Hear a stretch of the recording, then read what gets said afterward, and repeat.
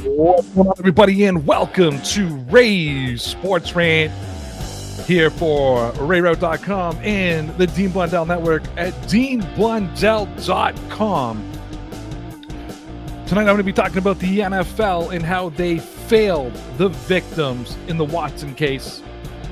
I'm going to talk about how Cleveland Brown fans are the absolute worst fans in professional sports. And the LIV golf players have made their own beds, and now they have to live in it. Toronto Blue Jays won 9-2 tonight. Not doing a big breakdown on that, but just they won. It's big. But it's all about this Watson story. Thank you for tuning in here to Ray's Sports Rant. Hope you all are doing well tonight as we get this show started. You know, the NFL had the chance to do the right thing.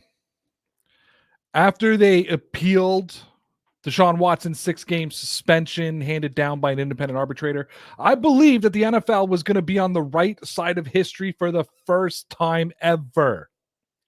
Unfortunately, the NFL did what the NFL does. The NFL and the NFLPA sent a strong message that football and money trumps the victims of sexual harassment, sexual assault. The NFL and the PA have settled that Watson will serve an 11-game suspension and pay a $5 million fine. I cannot describe how ridiculous the NFL and how poorly the NFL has handled the situation. When 6 games was handed down, I was disgusted, but I said the NFL had 3 days to appeal it. And they did. And I was happy. And I came on the Dean Blundell Network. And I wrote an article said the NFL is finally on the right side of history.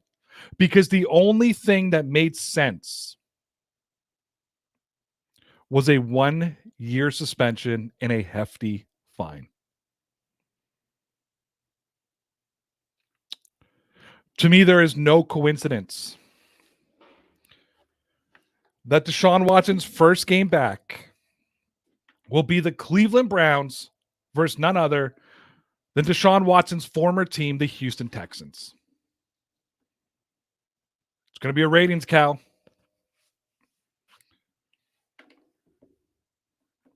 You know, I wrote Dean today and I told him I'm not covering the NFL anymore. I'll find you NFL guys. But I'm also the famous person who says poor people have morals. So odds are I'm going to cover the NFL. Well, the NFL proved they have no morals today. They prove that money is more than victims. And don't let the NFLPA off the hook either. They should be held equally responsible. They allowed the constant power struggle between the PA and Roger Goodell, the commissioner of the National Football League, to get in the way of the right thing. I look back at the Calvin Ridley situation, suspended indefinitely. Let me remind you, Calvin Ridley was sitting at home.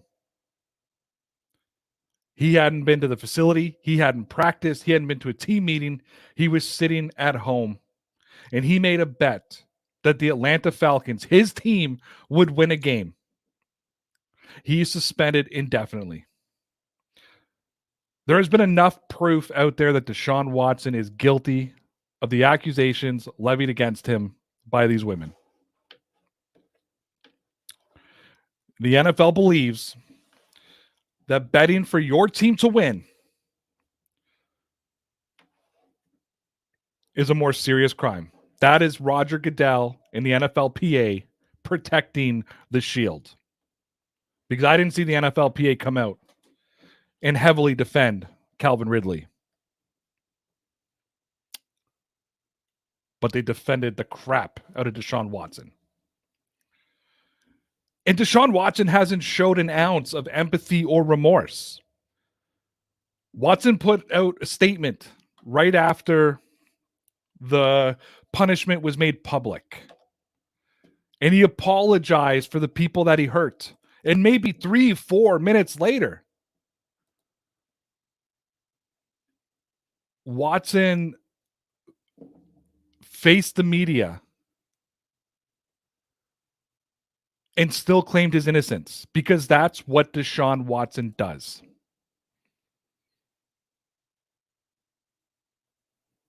And he's going to serve 11 games. And Cleveland Browns ownership is just as stupid in this whole mix-up. Not because they traded for Watson. I believe that Watson should have played again. Somebody had to pay him. But Jim Haslam comes out today and says, well, he's 26 years old and he's a great quarterback. Like that answers anything. He literally interrupted a reporter who was asking about the sexual accusations against Deshaun Watson. And Jimmy decided to say, well, he's 26 years old and a great quarterback. What does that have to do with anything?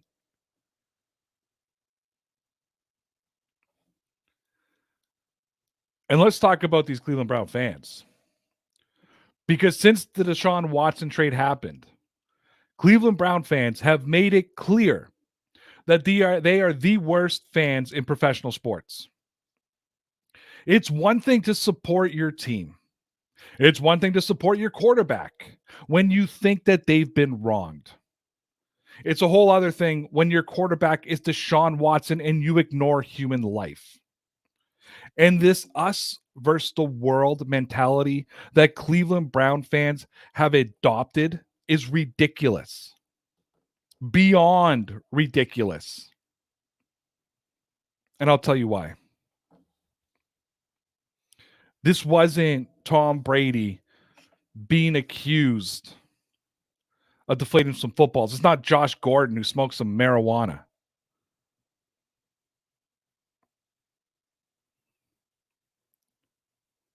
You are versus the world. You are a hated team right now because your quarterback is considered a predator by any fan with a conscience.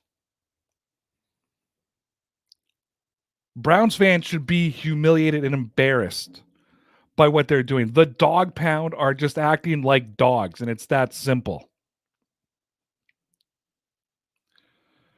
You are condoning predatory behavior from a guy who used his celebrity, his size, his clout to intimidate professionals who were there and solicited to do a professional job. And he put them in a position where sexual favors and unwanted advances happen. And you are condoning that for a Lombardi trophy.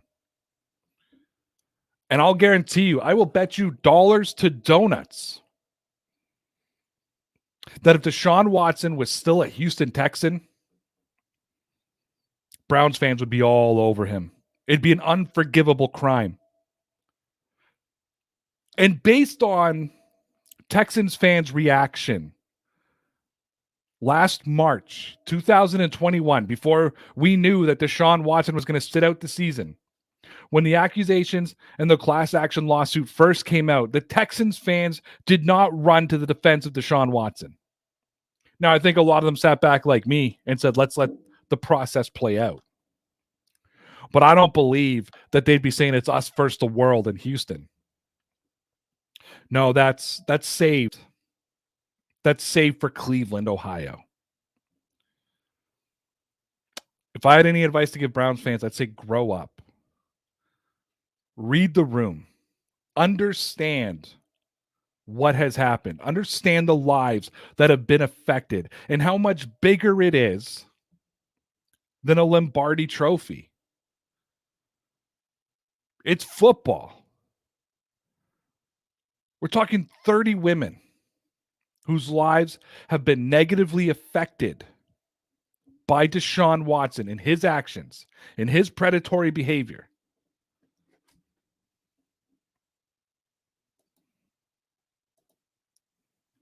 And yet, you defend him as if he's some innocent victim. Grow up. I don't want to talk about Deshaun Watson anymore. Let's talk a little bit of golf, shall we? Yesterday, I covered that Tiger Woods gathered and rallied the PGA players. Well, there's a lawsuit happening right now with LIV players towards the PGA. LIV golf participants are really starting to piss me off. They chose to be paid millions of dollars to join a new golf organization. That was their decision. It's perfectly okay to make a business decision that's best for you. However, I can't figure out why the same players who just made a shit ton of money believe that the PGA should welcome them back with open arms. Now, I have zero problem with the guys who jump to LIV. When you're offered that kind of money, you take it. If that's the kind of money that is going to significantly change your life, nobody on the planet has the right to judge you making that decision. So I need to put that out there. I'm not some PGA loyalist. I'm the furthest thing. I'm a major golf watcher. I watch the majors, and I watch Sunday, and I watch like the last 3 holes. I don't care if there's competition. But this lawsuit from the LIV players towards the PGA, trying to be able to play in the FedEx Cup, is one of the most ridiculous things I ever heard. I want to take you back. I want to call upon my wrestling fans. Now, I haven't watched wrestling since I was a kid, but I got to grow up in the greatest generation of wrestling ever. I got to watch the Monday Night Wars, WWF versus WCW, Monday Night Raw versus Monday Night Nitro. And I want you to imagine a WCW wrestler wrestling the entire season for the WCW, only to return for WrestleMania, SummerSlam, and Survivor Series to get the big payoff for the WWF. It wouldn't happen because it was competition against each other. You can't have your cake and eat it too. You got washed up players like Phil Mickelson who want to play in the FedEx playoffs. He wants to play for the FedEx Cup because it's a payday. You made your money. You made your decision. That's up to you, dude. I just said nobody should be able to judge you for making that decision, but you made your bed. Now you got to live in it. No, you can't play at Augusta. You can't play in the British Open. You can't play at the US Open. Go play your LIV tournaments. They're the competition to the PGA. You made your decision. Money over the majors, which is fine. It's all about the ducats, baby. I just said poor people have morals. But how do you think that you can go off and get paid millions and millions and millions upon millions of dollars to go play in a LIV tournament and then turn around and tell the PGA, well, I should be able to play in all of your tournaments too? That's not how it works, Philly. It's not how it works at all. You were suspended because you went and played for the competition. So what's going to happen is PGA is going to start signing contracts. I can see it. I can see it.